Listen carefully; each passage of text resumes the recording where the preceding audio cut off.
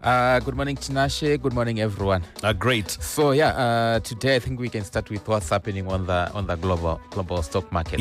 Let's see. It's been yesterday was a bloodbath across the world in terms of the stock market, but the biggest hit was the markets in Japan, the Nikkei, which was down by a massive 12%, and this is the biggest drop of that market since 1987. And one of the reasons why the Japanese stock market is dropping is because of it's partly to do with their currency, the Japanese yen, which has been strengthening against the US dollar since the Bank of Japan raised interest rates last week. And what it has done, because it's strengthening against the dollar, it has made Japanese goods in general more expensive for foreign investors and buyers. And also one of the reasons also why the Japanese market is falling like that is because, when for a very long time interest rates in Japan were almost like zero for a very long time, and their currency was also very weak against the US dollar. But since they started putting up interest rates, and also their currency is also starting to be stronger than to gain ground against the US dollar. So people, when the yen was the interest rates were low, when interest rates were very low, the Japanese people or investors were borrowing from banks. You borrow because the interest rate is low, and you buy stocks. And whatever you decide to buy with your money when interest rates are very low. So what they've now that interest rates are high in Japan, people are selling off their stocks. So on Friday, it was down by more than 5%, I think about 5.8%. And then yesterday by another 12%. So since Friday, the Japanese stock market is dropped by more than close to 18%, which is huge when it comes to stock markets. But again, it didn't stop in Japan. It then went across the world. Most Asian stock markets were also down by between 4 and 8% in most of those markets. And then when the US markets when they also opened, they were also falling significantly. And in the US, one of the reasons why stocks in the US were also plunging is because of the slowdown in the US economy. It's not growing as expected. And in terms also of jobs creation, the US economy created just about, I think from information in July, the US economy created about 114,000 jobs, which was way less than what was being expected. And the unemployment rate actually went up from 4.1% to 4.3%. And again, so there are fears that the US economy can actually go into a recession. And again, that has resulted in that tumble of global stock markets across continents, except obviously countries like Zimbabwe. They seem like in a way insulated from what's happening globally. And I know a lot of people ask, why is it Zimbabwe when everywhere else in the world, why is it Zimbabwe stock market is not affected by that? I think it's to do with the level of trade that, for example, the level of trade that we do with the US, with Japan. So a slowdown in the US economy does not have an effect on the Zimbabwean economy. To some extent, yes, interest rates in the US when they are high, to some extent they affect us because we are dollarized, sort of like we use a lot of US dollars.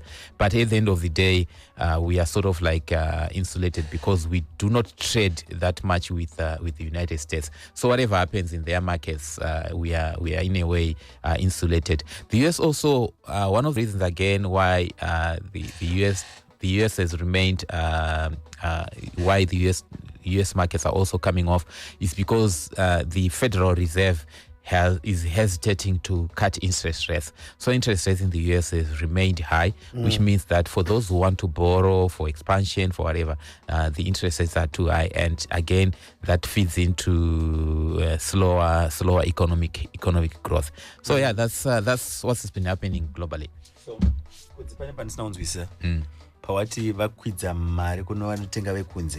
what did you mean by? So I mean, it's cheaper when you buy way more. Yeah, even locals, because what they've done in Japan, they've put up interest rates. So it means everyone who is borrowing, whether so there's issue of interest rates. So if you are in Japan and interest rates are high, it means if you were in the past, like what was happening in the past, they would borrow so that they can go and buy stuff.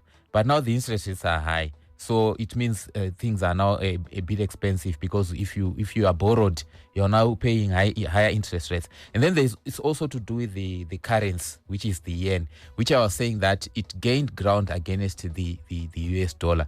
So someone who was changing my US dollars to buy yen and buy things in Japan, they were cheap in the past. But because of the strengthening of the Japanese yen, those things are no longer cheap. Maybe when you needed six Japanese yen, you now need 7.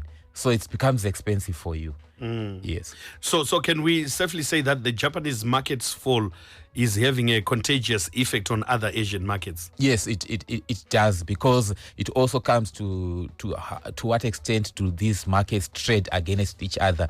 And if they are open markets where investors play in both markets, in global markets we have got people who play in both, let's say the Nasdaq, which was also coming off significantly, and the S&P 500 and the FTSE 100, which is the UK one, and then the Wall Street all share index. All those were coming off. The Dow Jones Industrial Average, all those were coming off, because these investors, they play in all these markets, and it has got that contagion effect on these markets as well, because people are looking at saying, if Japan coughs or sneezes, the others also feel it. Yes.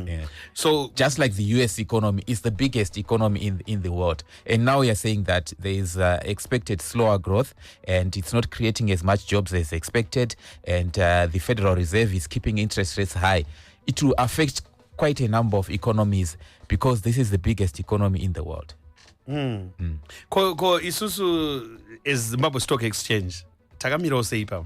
Yeah, so Zimbabwe Stock Exchange ine zvayo zvino affect not necessarily what's happening on the global economy. Like I said, yes, we do use the US dollar, and if interest rates in the US dollar remained elevated, what it actually means is that some investors that might be looking at Zimbabwe might say, no, why should I go out to Zimbabwe where it's more riskier than the US? So I'll just take my money to the US, because in the US, if I put my money in the bank, I'll earn more interest rates. However, if we are talking about what has happened recently, this global market tumble that we are talking about, I don't see that affecting the Zimbabwean economy at the moment, and I don't see it affecting the Zimbabwe Stock Exchange, which I said has got its own issues. So you find out that local macroeconomic issues have got a more bearing on the Zimbabwean Stock Exchange than global macroeconomic issues. So where we are affected when things happen globally is when you look at things that we import the most. For example, if it was fuel prices going up across the globe, then Zimbabwe will obviously be affected because we import that. At that time when we couldn't import wheat because of the Russia-Ukraine conflict, then we were affected in terms of prices of wheat. So those are things that affect us. But when it comes to the stock market, the flow of portfolio investments, we are not that much affected. But you'd expect South Africa to be affected because it's an open market, it's a bigger market, it's a deeper market, and it's affected by what happens globally. So the Zimbabwe Stock Exchange, however, like I said, it has got other macro economic issues that affects it. And at the moment, it's starting to show weaknesses. We remember it had a bull run for close to a month, approximately a month, and then it's coming off now due to profit taking and probably other fundamentals. Yesterday, the all share index was down by 0.93%, but the top 10 index, which obviously gives direction to the market, had a bigger loss of about 1.4%, 1.43%. That's on the top 10 index. And then you've got some of the counters that traded positive. You had Unifreight gaining about 14.97%. It's in the logistics sector. Pro Plastics 14.94%, good. ZHO up by 14.19%. FBC up by 13.62%, and then Art Corporation completing the top 5 risers with 11.07% gain. And then on the downside, we had losses in CBZ down by 13.33%, GB Holdings down by 13.6%, OK Zimbabwe down by 6.01%, Citco and Mikus dropping 5.76% and 5.72% respectively. So you can see those losses, that they are significant losses that were recorded. And then moving over to the Victoria Falls Stock Exchange, it was also down by 0.13%, dragged down by losses in National Foods, down by 5.71%, Padenga 2.54%, and Simbisa down by 1.32%. So that's how our markets traded. Not much money going into the VFX, just about $13,890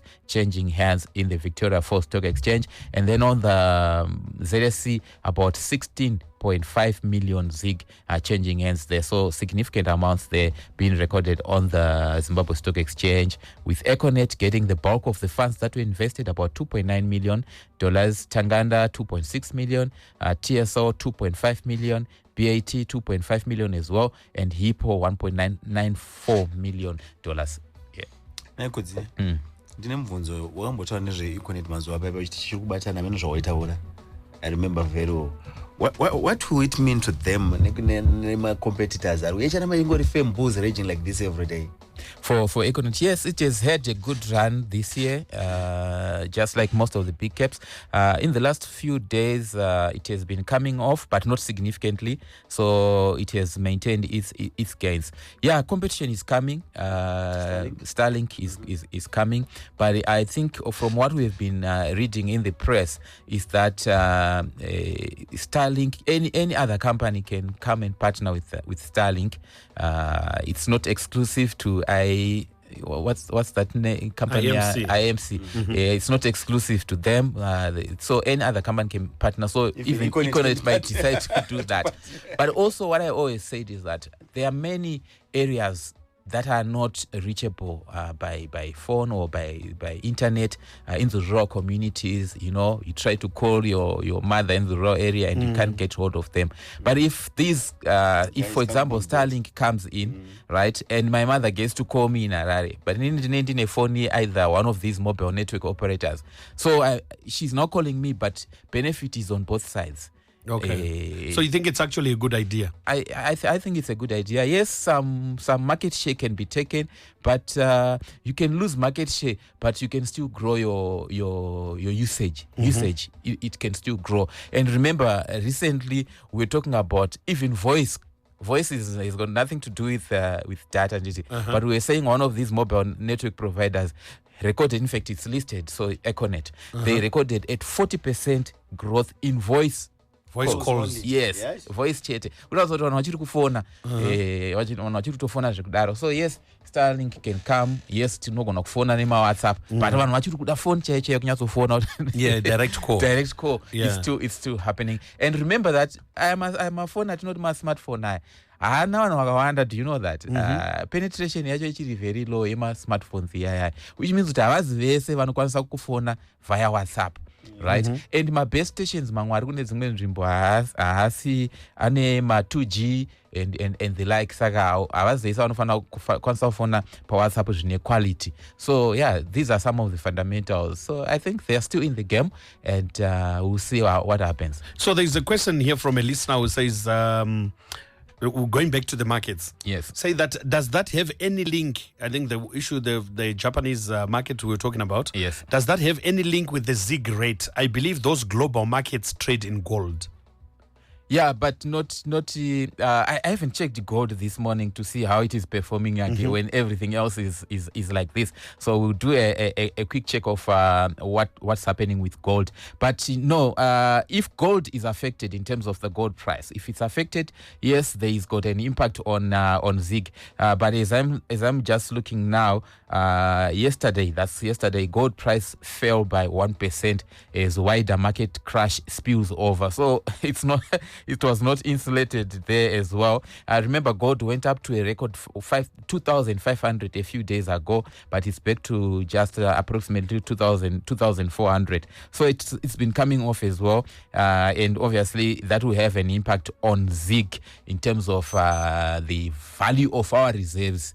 I am still to establish whether there is really a very good link between the ZIG exchange rate and the value of the reserves, which are obviously backed by gold. So those ones you can easily link them to the price of gold. But the price of or the exchange rate of ZIG, yeah, that one is still up in the air in terms of where exactly it should be. So I'm reading in today's Herald, the business section, where they're saying over 450 million US dollar ZIDA projects implemented. About nearly 30% of the projects licensed by the Zimbabwe Investment and Development Agency, ZIDA, in 2022 are now operational, with the actual investment totaling 450.3 million US dollars. Latest data from agency shows. Is that the best that we can go, 30%? I think there is some information that we might need to find out. For example, my timelines are say, because these projects that you're talking about are projects for that were, I think, licensed in 2022. So we went 2022, 2023, now in 2024. Now we need information to say these projects, were they long-term projects? Like, for example, if it's mining, if it's mining, it might not be operational now. Munakawaya also track a license, but there's still a whole lot of processes that they have got to go through. Maybe we're start on better exploration yacho and things like that. So it might take time for us to see these projects becoming operational. So I think it's information that we need to find out from ZIDA to say these projects that you are saying are now 30% operational. What were the time frames? What were you expecting as ZIDA to say by 2024 June? These projects that we have licensed in 2022, they should be operational. Only then can we say the 30% that they are talking about is a good number or not a good number. Because it's not going to 30% is a failure. 30% is no one's a failure, did it? You would find out above 50% or 50% and above. But then we don't have information to say, Ivo purchase ravo, very expected by now my projects avaka license muna 2022 ange our operational area. So try and maybe get to find out from ZIDA if they are willing, we can give them a call one of these days and they can explain to us to say, Ivo, what were their targets in terms of projects that should be operational by now, because that number 30%, just looking at that value 30%, it seems like we are not doing as much as we should, because these projects were worth about so they're saying it's 30%. So that's they were worth about 2.4 billion. When we were hearing those figures, remember we have spoken about them. Tichitima figures they are very impressive. 2.4 billion of licensed companies. But then it comes to the actual investment. And if you look at this, 450, it's not like money that is coming. In terms of money that is coming, it's about 85 million US. But the other investments, as we talked about, 450, plant and equipment. you know munhu anotouya ada kuita manufacturer munomo otonga ane plant yake ine value and it's been added to this 450 and then cost imwe inotoya ritori mari cash maybe for whatever ada kubhadhara vashandi ada ma-consumables and other services do 85.3 million dollars yakauya. Otherwise they're also saying of the 266 projects licensed in 2022, 78 were operational as of June 30, 2024, based on renewal assessments. Yes, so again, it's again 78 out of 266. You'd expect a bigger number there again. So I think it comes back to the issue that I spoke about to say maybe if they are mining, we actually, in fact, it's a fact though that most of these projects that they've been licensing, mining has been actually been getting more licenses in the mining sector, and it takes time for mining projects to become operational, to be commissioned. Yesterday I was reading a story of one of the I nearly asked the guy who wrote the story, say, you've been writing about this company for a very long time now, and it seems like they never get to the ground to actually start doing work. So something is happening and before, but nothing is really happening with this particular mine house. Yes, so yeah. All right, Kudzie, thank you so much for Business Focus for today. We appreciate. We discuss more tomorrow right here on Capital. Thank you, Tinashe.